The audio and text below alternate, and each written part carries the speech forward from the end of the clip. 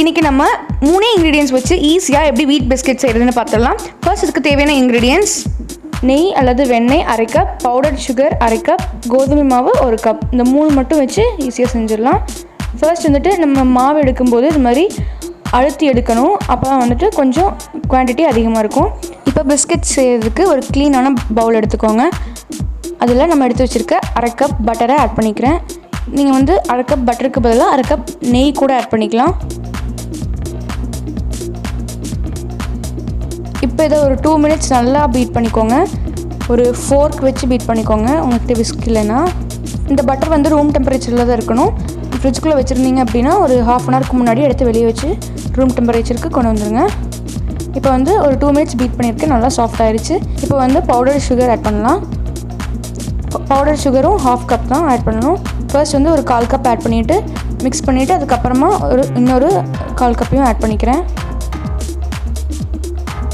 இது மாதிரி சளிச்சிட்டு ஆட் பண்ணுங்கள். அப்போ தான் எந்த லம்ஸும் இல்லாமல் இருக்கும்.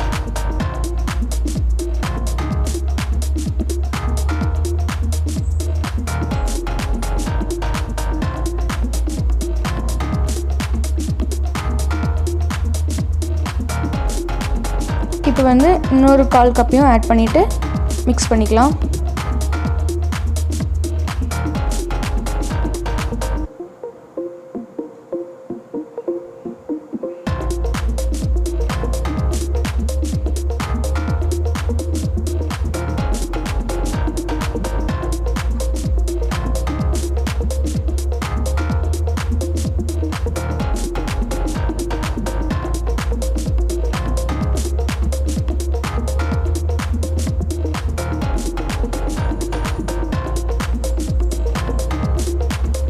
அடுத்து இது கூட நம்ம ஃப்ளார் ஆட் பண்ணணும்.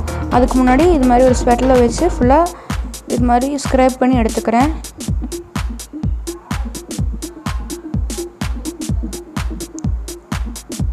இப்போ வந்து 1 கப் கோதுமை மாவை கொஞ்சம் கொஞ்சமாக இது மாதிரி சளிச்சிட்டு சேர்த்துக்கோங்க. கொஞ்சம் கொஞ்சமாக சேர்த்து மிக்ஸ் பண்ணிக்கிட்டே இருங்க.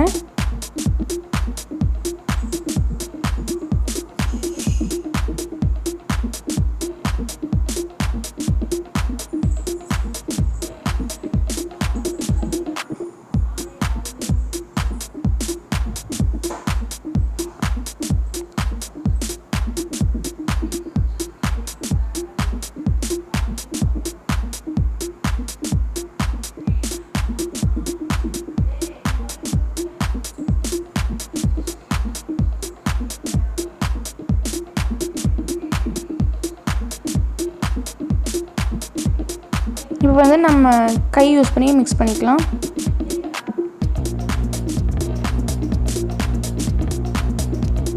இது வந்து சப்பாத்தி மாவு மாதிரி ரொம்பலாம் பிசைஞ்சிடக்கூடாது.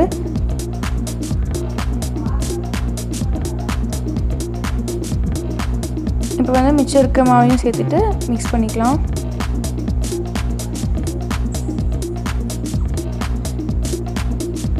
லைட்டாக எல்லாமே சேர்ந்து வர மாதிரி மிக்ஸ் பண்ணால் போதும். ரொம்ப வந்து பிசைஞ்சிடாதீங்க. ரொம்ப ட்ரையாக இருக்க மாதிரி இருந்துச்சு அப்படின்னா கொஞ்சமாக ஒரு 2 டேபிள் ஸ்பூன் பால் சேர்த்துட்டு மிக்ஸ் பண்ணிக்கோங்க.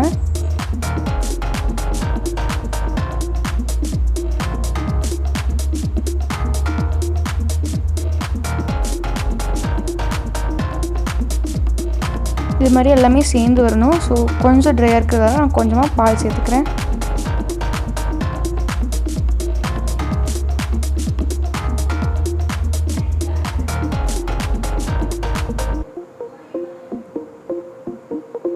இப்போ இது எல்லாத்தையும் நல்லா சேர்ந்து வர மாதிரி மிக்ஸ் பண்ணிக்கோங்க. இப்போ வந்து இன்னொரு டேபிள் ஸ்பூன் பால் ஆட் பண்ணிக்கிறேன். ஃபர்ஸ்ட் ஒரு 1 டேபிள் ஸ்பூன் ஆட் பண்ணியிருந்தேன். இப்போ ஒரு டேபிள் ஸ்பூன் ஆட் பண்ணியிருக்கேன். ரொம்ப பால் சேர்த்துடக்கூடாது. இப்போ பாருங்கள் எல்லாம் சேர்ந்து வர மாதிரி மிக்ஸ் பண்ணி வச்சுருக்கேன்.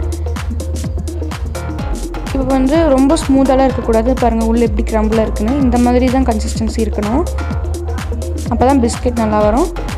இப்போ வந்து குட்டி குட்டி ரவுண்டாக பண்ணி வச்சுக்கலாம்.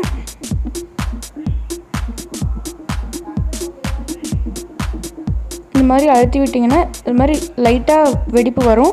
ஒன்றும் ப்ராப்ளம் கிடையாது. அப்போ தான் வந்து பிஸ்கெட் வந்து நல்லா கிறிஸ்பியாக வரும். லைட்டாக வந்து சரி பண்ணி விட்டுக்கோங்க. பர்ஃபெக்டாலாம் பண்ண தேவையில்லை.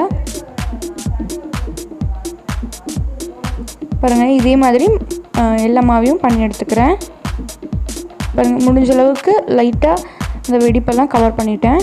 இதே மாதிரி மற்ற மாவையும் எடுத்துக்கிறேன். டோட்டலாக வந்து 14 பீசஸ் வந்திருக்கு.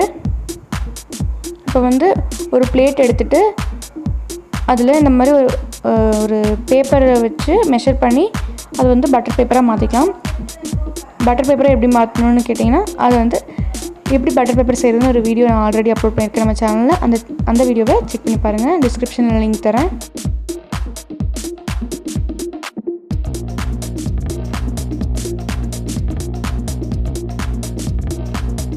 இப்போ வந்து ஃபஸ்ட் இந்த 6ஐயும் வச்சுட்டு பேக் பண்ணி எடுத்துக்கலாம். இன்றைக்கி நான் வந்து ஒரு பேன் தான் யூஸ் பண்ண போகிறேன். அந்த பேனில் கீழே ஒரு ஸ்டாண்ட் வச்சுட்டு அதுக்கு மேலே இந்த பிளேட்டை வச்சு பேக் பண்ணி எடுத்துக்க போகிறேன். இந்த பேன் வந்து ஆல்ரெடி ஒரு 10 மினிட்ஸ்க்கு ப்ரீ ஹீட் பண்ணி வச்சுருக்கேன். இப்போ வந்து லோ ஃப்ளேமில் வச்சு இதை ஒரு 20 to 25 மினிட்ஸ் பேக் பண்ணி எடுத்துக்கலாம். இடையில வந்து இப்போ ஒரு 10 மினிட்ஸ் ஆச்சு. இப்போ லைட்டாக வந்து பேக் ஆகிருக்கு. இன்னும் ஒரு 10 மினிட்ஸ் கழித்து பார்க்கலாம்.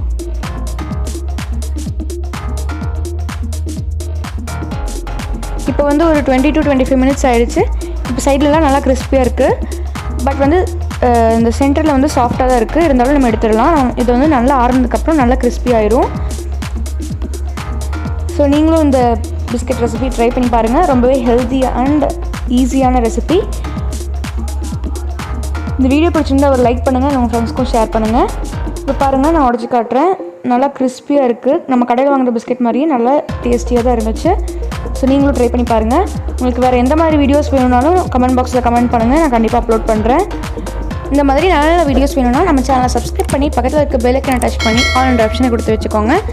அப்போ தான் நோட்டிஃபிகேஷன்ஸ் வரும் நம்ம வீடியோ அப்லோட் பண்ணும்போது. தேங்க்ஸ் ஃபார் வாட்சிங்.